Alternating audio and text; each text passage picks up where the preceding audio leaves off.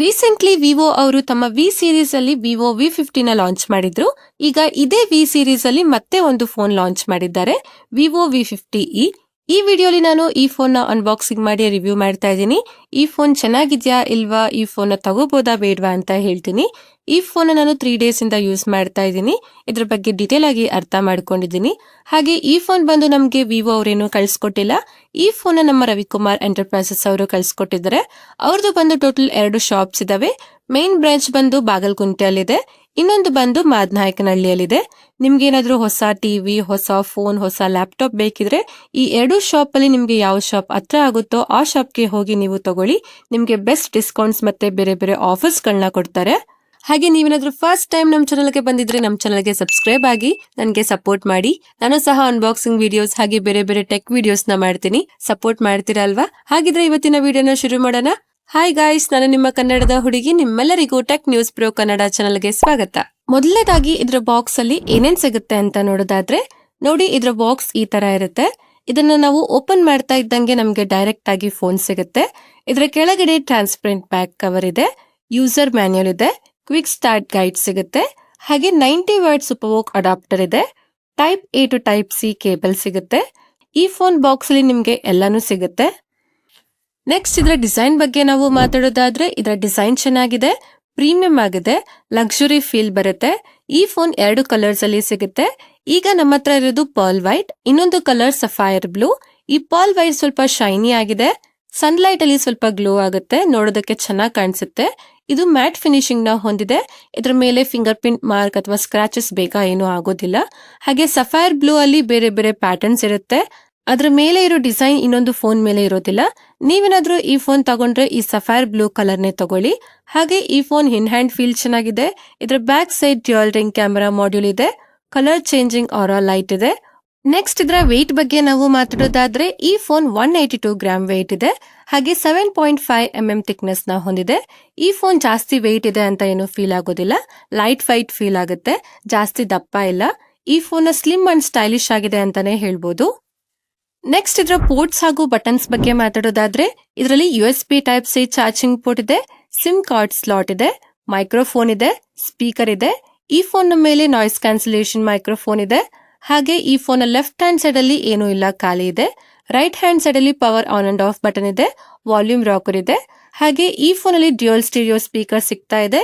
ಇದರ audio quality ಸ್ವಲ್ಪ loud ಆಗಿದೆ, ಕ್ಲಾರಿಟಿ ಚೆನ್ನಾಗಿದೆ, ಡೀಟೇಲ್ಸ್ ನ ಚೆನ್ನಾಗಿ ಪ್ರೊಡ್ಯೂಸ್ ಮಾಡುತ್ತೆ.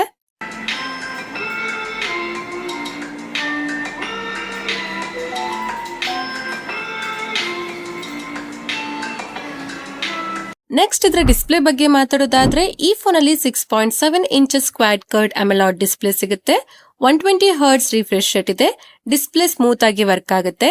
ಈ ಡಿಸ್ಪ್ಲೇ ಕ್ವಾಡ್ ಕರ್ಡ್ ಡಿಸ್ಪ್ಲೇ ಆಗಿರೋದ್ರಿಂದ ಇದರ ಬೆಸಲ್ಸ್ ತುಂಬಾ ಕಡಿಮೆ ಇದೆ. 1800 ನೈಟ್ ಸ್ಪೀಕ್ ಬ್ರೈಟ್ನೆಸ್ ಸಿಗುತ್ತೆ. ಇಂಡೋರ್ ಅಲ್ಲಿ ಚೆನ್ನಾಗಿ ಕಾಣಿಸುತ್ತೆ, ಆದ್ರೆ ಔಟ್ಡೋರ್ ಅಲ್ಲಿ ಸ್ವಲ್ಪ ಕಷ್ಟ ಆಗುತ್ತೆ, ಅಷ್ಟೊಂದು ವಿಸಿಬಲ್ ಆಗಿಲ್ಲ. ಹಾಗೆ ಯೂಟ್ಯೂಬ್ ಅಲ್ಲಿ 4K HDR ವಿಡಿಯೋಸ್ ನ ನೋಡಬಹುದು. ಇದರಲ್ಲಿ ಪ್ಲೇ ಆಗೋ ವಿಡಿಯೋಸ್ ಅಲ್ಲಿ ಕಲರ್ ಸ್ವಲ್ಪ ಮಟ್ಟಿಗೆ ಚೆನ್ನಾಗಿದೆ, ಡೀಪ್ ಬ್ಲಾಕ್ ಚೆನ್ನಾಗಿ ಕಾಣಿಸುತ್ತೆ, ವಿವಿಂಗ್ ಆಂಗಲ್ ಚೆನ್ನಾಗಿದೆ, HDR ಕಂಟೆಂಟ್ ನ ಆರಾಮಾಗಿ ಸ್ಟ್ರೀಮ್ ಮಾಡಬಹುದು. ಜೊತೆಗೆ ನೆಟ್ಫ್ಲಿಕ್ಸ್ ಅಲ್ಲಿನೂ HDR ಸಪೋರ್ಟ್ ಇದೆ. ಹಾಗೆ 800 ನೈಟ್ಸ್ ಹೈ ಬ್ರೈಟ್ನೆಸ್ ಮೋಡ್ ಇದೆ. ಹಾಗೆ ಈ ಡಿಸ್ಪ್ಲೇಗೆ ಶಾರ್ಟ್ ಸೆನ್ಸೇಷನ್ ನ ಪ್ರೊಟೆಕ್ಷನ್ ಇದೆ. ಓವರ್ ಆಲ್ ಇದರ ಡಿಸ್ಪ್ಲೇ ಕ್ವಾಲಿಟಿ ಚೆನ್ನಾಗಿದೆ. ನೆಕ್ಸ್ಟ್ ಇದರ ಪರ್ಫಾರ್ಮೆನ್ಸ್ ಬಗ್ಗೆ ನಾವು ಮಾತಾಡೋದಾದ್ರೆ, ಈ ಫೋನ್ ಅಲ್ಲಿ ಮೀಡಿಯಾಟೆಕ್ ಕಡೆಯಿಂದ ಡೈಮೆನ್ಸಿಟಿ 7300 ಪ್ರೊಸೆಸರ್ ನ ಕೊಟ್ಟಿದ್ದಾರೆ. ಈ ಪ್ರೊಸೆಸರ್ ಆವರೇಜ್ ಆಗಿದೆ. ಇದರಲ್ಲಿ 6,28,000 ಪ್ಲಸ್ ಅಂಟು ಸ್ಕೋರ್ ಇದೆ. ಹಾಗೆ 90% CPU ಥ್ರಾಟಲ್ ಇದೆ. ಹೀಟಿಂಗ್ ಇಶ್ಯೂಸ್ ಏನೂ ಇಲ್ಲ, ಆದ್ರೆ ಅಂಟು ಸ್ಕೋರ್ ತುಂಬಾ ಕಡಿಮೆ ಆಯಿತು. ಹಾಗೆ ಇದರಲ್ಲಿ LPDDR4X ರ್ಯಾಮ್ ಟೈಪ್ ಇದೆ. ಹಾಗೆ UFS 2.2 ಸ್ಟೋರೇಜ್ ಟೈಪ್ ಇದೆ. ರ್ಯಾಮ್ ಟೈಪ್ ಏನೋ ಓಕೆ, ಆದ್ರೆ ಸ್ಟೋರೇಜ್ ಟೈಪ್ ಕಡಿಮೆ ಆಯಿತು. UFS 3.1 ಸ್ಟೋರೇಜ್ ಆದ್ರೂ ಕೊಟ್ಟಿದ್ರೆ ಚೆನ್ನಾಗಿರ್ತಾ ಇತ್ತು, ಆದ್ರೆ ಇದರಲ್ಲಿ ಕೊಟ್ಟಿಲ್ಲ. ಹಾಗೆ ಈ ಫೋನ್ ಅಲ್ಲಿ ಗೇಮಿಂಗ್ ಟೆಸ್ಟ್ ಕೂಡ ಮಾಡಿದ್ವಿ. BGMI ಅಲ್ಲಿ ಸ್ಮೂತ್ ಆಪ್ಷನ್ ಅಲ್ಲಿ ಎಕ್ಸ್ಟ್ರೀಮ್ ಸೆಟ್ಟಿಂಗ್ ಅಲ್ಲಿ ಆಡಬಹುದು, ಆದ್ರೆ ಈ ಫೋನ್ ಅಲ್ಲಿ 60 FPS ಗೇಮಿಂಗ್ ಸಪೋರ್ಟ್ ಸಿಗುತ್ತೆ. ಮುಂದೆ ಫೀಚರ್ಸ್ ಅಲ್ಲಿ 90 FPS ಬರೋದು ಸ್ವಲ್ಪ ಡೌಟ್ ಇದೆ, ಆದ್ರೆ 60 FPS ಅಲ್ಲಿನೂ ಸ್ಮೂತ್ ಗೇಮಿಂಗ್ಸ್ ಆಡಬಹುದು. ಗೇಮ್ಸ್ ಆಡುವಾಗ ಫ್ರೇಮ್ ಡ್ರಾಪ್ ಅಥವಾ ಲ್ಯಾಗ್ ಫೀಲ್ ಏನೂ ಆಗೋದಿಲ್ಲ. ಹಾಗೆ ಗೇಮ್ಸ್ ಆಡುವಾಗ ಕೂಡ ಈ ಫೋನ್ ಜಾಸ್ತಿ ಹೀಟ್ ಆಗೋದಿಲ್ಲ, ಆದ್ರೆ ಲೈಟ್ ಆಗಿ ವಾರ್ಮ್ ಫೀಲ್ ಸಿಗುತ್ತೆ. ಹಾಗೆ ಇದರಲ್ಲಿ ಮಲ್ಟಿ ಟಾಸ್ಕಿಂಗ್ ನ ಚೆನ್ನಾಗಿ ಮಾಡಬಹುದು, ಆದ್ರೆ ಬಜೆಟ್ ಅಕಾರ್ಡಿಂಗ್ ಇದರ ಪರ್ಫಾರ್ಮೆನ್ಸ್ ಅಷ್ಟೊಂದು ಚೆನ್ನಾಗಿಲ್ಲ, ಇನ್ನೂ ಸ್ವಲ್ಪ ಬೆಟರ್ ಆಗ್ಬೋದಿತ್ತು. ವಿವೋ V40e ಅಲ್ಲಿನೂ ಇದೇ ಪ್ರೊಸೆಸರ್ ಇತ್ತು, ಏನೂ ಅಪ್ಗ್ರೇಡ್ ಮಾಡಿಲ್ಲ. ಹೆವಿ ಗೇಮಿಂಗ್ಗೋಸ್ಕರ ಈ ಫೋನ್ ನಿಜ ಚೆನ್ನಾಗಿಲ್ಲ. ಅದೇ ಸಣ್ಣ ಪುಟ್ಟ ಮಿಡ್ ರೇಂಜ್ ಲೆವೆಲ್ ಗೇಮ್ಸ್ನ ಆಡ್ಬೋದು. ಗೇಮಿಂಗ್ಸ್ ಹಾಗೆ ಹೆವಿ ಪರ್ಫಾರ್ಮೆನ್ಸ್ಗೋಸ್ಕರ ಈ ಫೋನ್ನ ತಗೋಬೇಕು ಅಂತ ಇದ್ರೆ ತಗೋಬೇಡಿ. ಓವರಾಲ್ ಇದರ ಪರ್ಫಾರ್ಮೆನ್ಸ್ ಆವರೇಜ್ ಆಗಿದೆ. ನೆಕ್ಸ್ಟ್ ಇದರ ಸಾಫ್ಟ್ವೇರ್ ಬಗ್ಗೆ ನಾವು ಮಾತಾಡೋದಾದ್ರೆ ಈ ಫೋನ್ ಆಂಡ್ರಾಯ್ಡ್ 15 ಅಲ್ಲಿ ಬರುತ್ತೆ. ಫನ್ ಟಚ್ OS 15 ಅಲ್ಲಿ ವರ್ಕ್ ಮಾಡುತ್ತೆ. ಇದಕ್ಕೆ 3 ಇಯರ್ಸ್ ಮೇಜರ್ OS ಅಪ್ಡೇಟ್ ಹಾಗೆ 4 ಇಯರ್ಸ್ ಸೆಕ್ಯೂರಿಟಿ ಪ್ಯಾಚ್ ಅಪ್ಡೇಟ್ ಸಿಗುತ್ತೆ. ಇದರಲ್ಲಿ ಆಡ್ಸ್ ಬರೋದಿಲ್ಲ, ಹಾಟ್ ಆಪ್ಸ್, ಹಾಟ್ ಗೇಮ್ಸ್ ಬರೋದಿಲ್ಲ. ಆದ್ರೆ ಇದರಲ್ಲಿ ಸ್ವಲ್ಪ ಫ್ರೀ ಇನ್ಸ್ಟಾಲ್ಡ್ ಆಪ್ಗಳು ಬರುತ್ತೆ, ಅದನ್ನ ಅನ್ಇನ್ಸ್ಟಾಲ್ ಮಾಡಬಹುದು. ಈ UI ಸ್ಮೂತ್ ಆಗಿ ವರ್ಕ್ ಆಗುತ್ತೆ.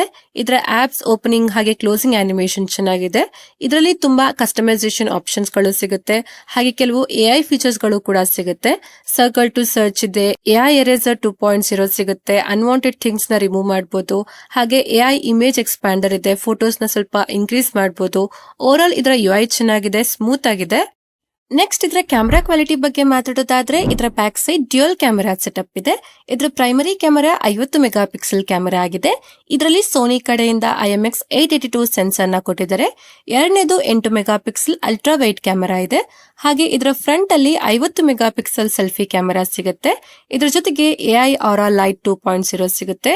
ಫೋಟೋಸ್ ಕ್ವಾಲಿಟಿ ಬಗ್ಗೆ ಮಾತಾಡೋದಾದ್ರೆ ಫೋಟೋಸ್ ಅಲ್ಲಿ ಡೀಟೇಲ್ಸ್ ಚೆನ್ನಾಗಿದೆ, HDR ನ ಚೆನ್ನಾಗಿ ಮ್ಯಾನೇಜ್ ಮಾಡುತ್ತೆ, ಸ್ಕಿನ್ ಟೋನ್ ಚೆನ್ನಾಗಿದೆ, ಫೋಟೋಸ್ ಸ್ವಲ್ಪ ವೈಬ್ರೆಂಟ್ ಆಗಿ ಬರುತ್ತೆ. ಇದರಲ್ಲಿ 10x ಝೂಮ್ ಆಪ್ಷನ್ ಸಿಗುತ್ತೆ. 1x 2x ಫೋಟೋಸ್ ಚೆನ್ನಾಗಿದೆ, ಆದ್ರೆ 10x ಝೂಮ್ ಫೋಟೋಸ್ ಅಷ್ಟೊಂದು ಚೆನ್ನಾಗಿಲ್ಲ. ಆದ್ರೆ ಇದರ ಪೋರ್ಟ್ರೇಟ್ ಫೋಟೋಸ್ ಚೆನ್ನಾಗಿದೆ. ಇದರಲ್ಲಿ 1x 1.5x ಹಾಗೆ 2x ಝೂಮ್ ಮಾಡಬಹುದು. ಇದರಲ್ಲಿ ಬೇರೆ ಬೇರೆ ಡೆಪ್ತ್ ಎಫೆಕ್ಟ್ಸ್ ಗಳು ನೋಡೋದಕ್ಕೆ ಸಿಗುತ್ತೆ. ಇದರ ಫೋಟೋಸ್ ಅಲ್ಲಿ ಬ್ಯಾಕ್ ಗ್ರೌಂಡ್ ಚೆನ್ನಾಗಿ ಬ್ಲರ್ ಆಗುತ್ತೆ. ಜೊತೆಗೆ ಇದರಲ್ಲಿ ವೆಡ್ಡಿಂಗ್ ಪೋರ್ಟ್ರೇಟ್ ಆಪ್ಷನ್ ಸಿಗುತ್ತೆ. ಇದರಲ್ಲಿ ಬೇರೆ ಬೇರೆ ಸ್ಟೈಲ್ ಅಲ್ಲಿ ಫೋಟೋಸ್ ನ ತೆಗಿಬಹುದು.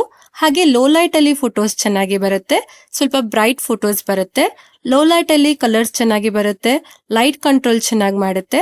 ಸೆಲ್ಫಿ ಫೋಟೋಸ್ ಬಗ್ಗೆ ನಾವು ಮಾತಾಡೋದಾದ್ರೆ ಸೆಲ್ಫಿಯಲ್ಲಿ ಡೀಟೇಲ್ಸ್ ಚೆನ್ನಾಗಿದೆ, ಎಡ್ಜ್ ಡಿಟೆಕ್ಷನ್ ಚೆನ್ನಾಗಿದೆ, HDR ಮ್ಯಾನೇಜ್ಮೆಂಟ್ ಚೆನ್ನಾಗಿದೆ. ಫ್ರಂಟ್ ಕ್ಯಾಮೆರಾ ಇಂದ ಅಲ್ಟ್ರಾ ವೈಡ್ ಫೋಟೋಸ್ ಕೂಡ ತೆಗಿಬಹುದು. ಇದು ಗ್ರೂಪ್ ಸೆಲ್ಫಿ ಫೋಟೋ ತೆಗೆಯೋದಕ್ಕೆ ಯೂಸ್ ಆಗುತ್ತೆ. ಹಾಗೆ ಇದರ ಫ್ರಂಟ್ ಅಂಡ್ ಬ್ಯಾಕ್ ಕ್ಯಾಮೆರಾ ಇಂದ 4K ವಿಡಿಯೋಸ್ ನ 30 FPS ಅಲ್ಲಿ ತೆಗಿಬಹುದು. ವಿಡಿಯೋಸ್ ಕ್ವಾಲಿಟಿ ಚೆನ್ನಾಗಿದೆ, ಕಲರ್ಸ್ ಚೆನ್ನಾಗಿ ಬರುತ್ತೆ, ಲೈಟ್ ಕಂಟ್ರೋಲ್ ಚೆನ್ನಾಗಿ ಮಾಡುತ್ತೆ, ಸ್ವಲ್ಪ ಮಟ್ಟಿಗೆ ಸ್ಟೇಬಲ್ ವಿಡಿಯೋಸ್ ಬರುತ್ತೆ. ಆದ್ರೆ ಸೆಲ್ಫಿ ವಿಡಿಯೋಸ್ ಸ್ಟೇಬಲ್ ಆಗಿಲ್ಲ, ಕಲರ್ಸ್ ಕೂಡ ಚೆನ್ನಾಗಿಲ್ಲ. ಆದ್ರೆ ಲೈಟ್ ಕಂಟ್ರೋಲ್ ಚೆನ್ನಾಗಿದೆ, HDR ನ ಸರಿಯಾಗಿ ಮ್ಯಾನೇಜ್ ಮಾಡಿಲ್ಲ. ಹಾಗೆ ಈ ಫೋನ್ ಅಲ್ಲಿ ಅಂಡರ್ ವಾಟರ್ ಫೋಟೋಸ್ ಹಾಗೆ ವಿಡಿಯೋಸ್ ನ ತೆಗಿಬಹುದು. ಓವರ್ ಆಲ್ ಇದರ ಕ್ಯಾಮೆರಾ ಕ್ವಾಲಿಟಿ ಚೆನ್ನಾಗಿದೆ. ಹಾಗೆ ಈ ಫೋನ್ ಅಲ್ಲಿ IP69 ನ ಸರ್ಟಿಫಿಕೇಶನ್ ಸಿಗುತ್ತೆ. ಇದ್ರ ಮೇಲೆ ನೀರ್ ಬಿದ್ರೂ ಏನೂ ಆಗೋದಿಲ್ಲ. ಇದನ್ನ ಅಂಡರ್ ವಾಟರ್ ಕೂಡ ಯೂಸ್ ಮಾಡಬಹುದು. ಹೈ ಪ್ರೆಷರ್ ಜೆಟ್ ಅಲ್ಲಿನೂ ಇದು ಸರ್ವೈವ್ ಆಗುತ್ತೆ. ಹಾಗೆ ಇದರಲ್ಲಿ ಇನ್ ಡಿಸ್ಪ್ಲೇ ಫಿಂಗರ್ ಪ್ರಿಂಟ್ ಸ್ಕ್ಯಾನರ್ ಸಿಗುತ್ತೆ. ಇದು ಫಾಸ್ಟ್ ಆಗಿ ವರ್ಕ್ ಆಗುತ್ತೆ. ನೆಕ್ಸ್ಟ್ ಇದರ ಬ್ಯಾಟರಿ ಲೈಫ್ ಬಗ್ಗೆ ಮಾತಾಡೋದಾದ್ರೆ ಇದರಲ್ಲಿ 5600 mAh ಬ್ಯಾಟರಿ ಸಿಗುತ್ತೆ. ಇದು 90 ವ್ಯಾಟ್ ಫಾಸ್ಟ್ ಚಾರ್ಜಿಂಗ್ ಗೆ ಸಪೋರ್ಟ್ ಮಾಡುತ್ತೆ. ಇದು 55 ಮಿನಿಟ್ಸ್ ಅಲ್ಲಿ 0 to 100% ಫುಲ್ ಚಾರ್ಜ್ ಆಗುತ್ತೆ. ಹಾಗೆ 7 to 8 ಅವರ್ಸ್ ಬ್ಯಾಟರಿ ಬ್ಯಾಕಪ್ ಬರುತ್ತೆ. ನೆಕ್ಸ್ಟ್ ಇದರ ಕನೆಕ್ಟಿವಿಟಿ ಬಗ್ಗೆ ಮಾತಾಡೋದಾದ್ರೆ ಇದರಲ್ಲಿ ಮಲ್ಟಿಪಲ್ 5G ಬ್ಯಾಂಡ್ ಸಿಗುತ್ತೆ, ಡ್ಯುಯಲ್ 4G ಸಪೋರ್ಟ್ ಮಾಡುತ್ತೆ, ವೈಫೈ 6 ಇದೆ, ಬ್ಲೂಟೂತ್ 5.4 ಸಿಗುತ್ತೆ. ಆದ್ರೆ ಇದರಲ್ಲಿ NFC ಇಲ್ಲ, IR ಬ್ಲಾಸ್ಟರ್ ಇಲ್ಲ. ಆದ್ರೆ ಇದರ 5G ಕನೆಕ್ಟಿವಿಟಿ ಚೆನ್ನಾಗಿದೆ. ಕಾಲ್ ಬಂದಾಗ 5G ಇಂದ 4G ಗೆ ಶಿಫ್ಟ್ ಆಗೋದಿಲ್ಲ. ಕೊನೆಯದಾಗಿ ನಾವು ಇದರ ಪ್ರೈಸಿಂಗ್ ಬಗ್ಗೆ ಮಾತಾಡೋದಾದ್ರೆ ಈ ಫೋನ್ 2 ವೇರಿಯಂಟ್ ಅಲ್ಲಿ ಸಿಗುತ್ತೆ. 8GB RAM 128GB ಸ್ಟೋರೇಜ್, ಇದಕ್ಕೆ 28,999 ಆಗುತ್ತೆ. ಹಾಗೆ 8GB RAM 256GB ಸ್ಟೋರೇಜ್, ಇದಕ್ಕೆ 30,999 ಆಗುತ್ತೆ. ಹಾಗಿದ್ರೆ ಈ ಫೋನ್ ತಗೋಬಹುದಾ ಅಂತ ಅಂದ್ರೆ ನನ್ನ ಪ್ರಕಾರ ಬೇಡ ಅನ್ಸುತ್ತೆ. ಯಾಕಂದ್ರೆ ಇದರ ಪ್ರೈಸಿಂಗ್ ಜಾಸ್ತಿ ಆಯ್ತು. ಈ ಬಜೆಟ್ ರೇಂಜ್ ಗೆ ಇನ್ನೂ ಚೆನ್ನಾಗಿರೋ ಫೋನ್ಸ್ ಗಳು ಮಾರ್ಕೆಟ್ ಅಲ್ಲಿ ಸಿಗುತ್ತೆ. ಆದ್ರೆ ಇದರಲ್ಲಿ ಡಿಸೈನ್ ಚೆನ್ನಾಗಿದೆ, ಡಿಸ್ಪ್ಲೇ ಚೆನ್ನಾಗಿದೆ, ಇದರ ಕ್ಯಾಮ್ರಾ ಚೆನ್ನಾಗಿದೆ. ಆದ್ರೆ ಇದರಲ್ಲಿ ಪರ್ಫಾರ್ಮೆನ್ಸ್ ಚೆನ್ನಾಗಿಲ್ಲ, ಬ್ಯಾಟರಿ ಲೈಫ್ ಕೂಡ ಆವರೇಜ್ ಇದೆ. ಇದನ್ನ ಬಿಟ್ರೆ ಈ ಫೋನ್ ಚೆನ್ನಾಗಿದೆ, ಆದ್ರೆ ಇದರ ಪ್ರೈಸಿಂಗ್ ತುಂಬಾ ಜಾಸ್ತಿ ಆಯ್ತು. ಇಷ್ಟೇ ಫ್ರೆಂಡ್ಸ್, ಇವತ್ತಿನ ವಿಡಿಯೋ ಅಲ್ಲಿ ವಿವೋ V50e ನ ಅನ್ಬಾಕ್ಸಿಂಗ್ ಮಾಡಿ ರಿವ್ಯೂ ಮಾಡಿದೀನಿ. ಈ ಫೋನ್ ಬಗ್ಗೆ ನಿಮ್ಗೆ ಏನ್ ಅನಿಸ್ತು ಅಂತ ಕಮೆಂಟ್ ಮಾಡಿ ಹೇಳಿ. ಈ ವಿಡಿಯೋ ಇಷ್ಟ ಆದ್ರೆ ಲೈಕ್ ಮಾಡಿ, ನಮ್ಮ ಚಾನಲ್ಗೆ ಸಬ್ಸ್ಕ್ರೈಬ್ ಆಗಿ ನನಗೆ ಸಪೋರ್ಟ್ ಮಾಡಿ. ಈ ವಿಡಿಯೋನ ನಿಮ್ಮ ಫ್ರೆಂಡ್ಸ್ ಹಾಗೆ ಫ್ಯಾಮಿಲಿ ಅವ್ರಿಗೆ ಶೇರ್ ಮಾಡಿ. ಧನ್ಯವಾದಗಳು. Thank you for watching. Next video ಸಿಗೋಣ. ಅಲ್ಲಿವರೆಗೂ ಕಾಯ್ತಾ ಇರಿ. Bye by.